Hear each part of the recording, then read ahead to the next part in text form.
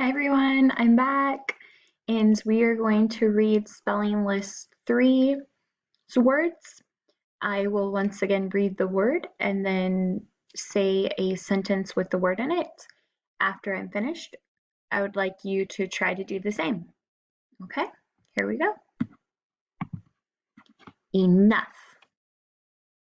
I have enough money. Might. That might work.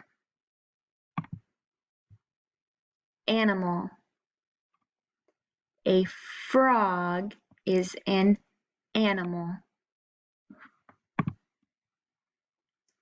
How?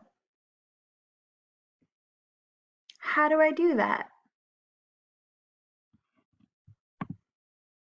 When?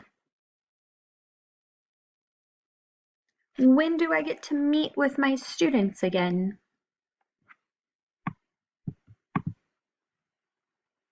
Clothes. We all wear clothes. All right, friends, that's it.